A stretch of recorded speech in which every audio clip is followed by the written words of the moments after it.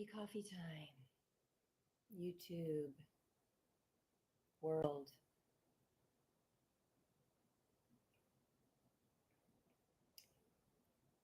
June 2nd,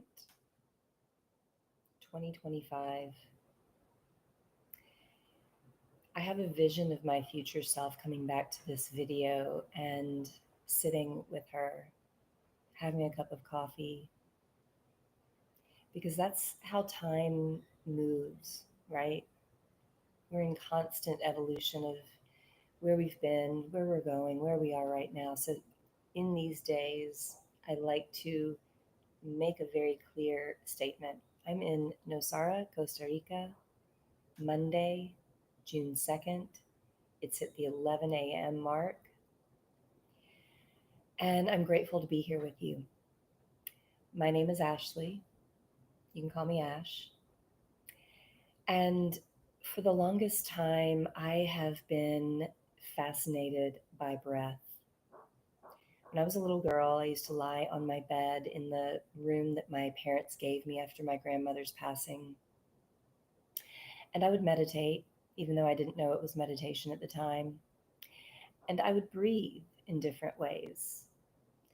And sometimes what happened was a little scary.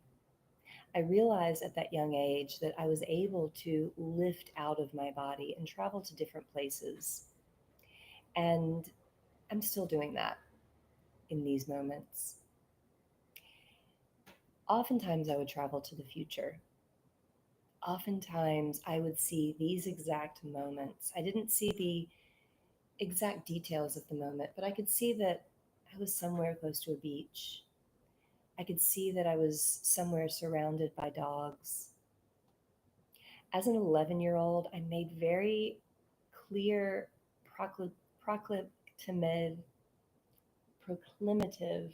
I would proclaim, I would make statements that I would proclaim something very real that actually has happened in my life. And maybe it was a choice. Maybe it was a choice that I knew as that child that I just kept going with and kept continuing with. And here we are. So I'm curious as to what you would proclaim as a child. If you were to rewind the tape back and back and back and back and see yourself as that child and see the threads that have transpired into this moment, what threads did you know to be true for yourself that you carried from past to this moment? And I'm also curious to know what threads are you choosing to carry forward into future moments? This is what we are doing as human beings. We are weaving together this fascinating tapestry. We each have a point of connection in the weave. As you get to know me, you might know that my spider animal totem is a big part of how I see life. I see that we are, in fact, weaving a reality together. When I was a little girl, meditating, breathing, contemplating, I saw this invisible thread that connected all of us, and it was so fascinating to me. And I would have a conversation with that thread and with the people on the other side of the world that I would never know in physical, real time person. And I wondered how long it would take for the breath that I was taking to reach those people on the other side of the planet. Now, I haven't quite gotten that answer yet. I could probably go into Google or ChatGPT and find out the question. Maybe some of you out there know the answer. But I do feel it. I feel the collective undercurrent that is moving. And this is why I chose today, June 2nd, 2025, to come here and be with you in coffee time. Happy coffee time. It is a travel mug. because we're traveling together. As we travel together, I'm asking you, what are you committed to do, to be, to feel, to change as we regroove this new reality? For probably the past year, year and a half, I've been in this space with teachers, astrologers. We'll call them gurus. I don't call them that, but some of them call themselves that. Content creators, thought provokers. I have been with many of you, and I have been fascinated by the conversations. So I want to be a part of that conversation.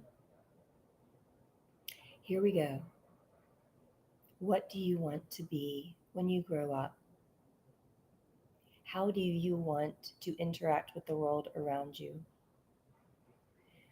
Oftentimes we get myopic in our focus, and I know I do. I have in past times, and it is big work not to get so myopic into me, me, me, me, me. So instead of me, me, me, me, me, here's my problems, here's my limitations, this is why I can't do this.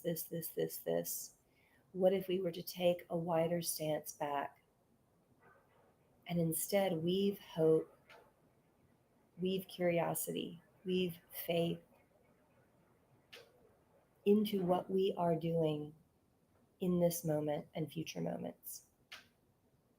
I'm watching the clock. We're at 11:06 in real time. I love numbers. 1111 is a powerful number for me. 111 is a powerful number for me. Where I sit right now, I am proclaiming, here's that word again, I got it out of my mouth. I'm proclaiming my desire to live in this body to the age of 111. I think it's possible. A couple years ago, I met my biological grandmother. I'm adopted, and in 2021, I found my biological family. 2023, I actually met one of my biological grandparents. She was 93 at the time, living in a nursing home when I showed up to meet my biological father, who was also in the nursing home. And I didn't have a big plan. I didn't think so much about this process, but I showed up into his room, said hello, the first person of my genetic lineage that I'd ever sat with other than my birth mother on the day of my birth. And something changed.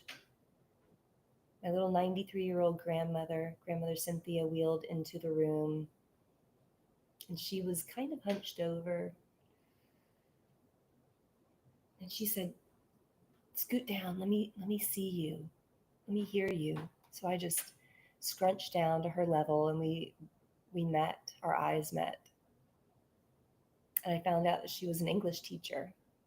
And I shared with her, "I'm writing a book." And she had a twinkle in her eyes. And she said, "We're connected." There's a different feeling when there is that recognition from the lineage that we are grooved by in our DNA. Nature versus nurture has been an inquiry of my entire life. What did I receive from my mother, my father on that biological level? Only now, in these years, as I'm watching my biological, no, it gets confusing. When I'm watching my adoptive mother slowly drift away in a nursing home, and I'm watching and I realize she gave me so many gifts. She gave me the gift of understanding empathy. Every single person that comes in to support her, they say, "Your mom, she's just so sweet. She always has a smile on her face." My father, when he passed in 2017, I realized what he gave me. He gave me a German work ethic. He gave me perseverance to just focus, and get things done. And when I was a little girl, on Sundays, we would go to his place of employment, Carpenter Steel. Later, it became Carpenter Specialty Alloys. It was a huge warehouse in Charlotte, North Carolina. And we would jump into the back of the Buick station wagon, pea green, wood siding. We would get to lay in the back. My friends would go with me, and I would always ask, "What do you want to be when you grow up?" We would envision of our future. And I'm still asking you that question. What do you want to be when you grow up? How do you want to be when you grow up? We are in the process of weaving that reality right now. Nature, nurture are points of convergence, the conflicts that bring us to a greater level of awareness and understanding with each other. Every single thread has validity. Every thread. So as we cheers again in this coffee time, the clock just hit 11:11. Happy coffee time. I'll be interested to see what transpires from this point in the future. I'll be coming back in, watching, and I'm with you on this. Happy coffee time. Let's make it a good one.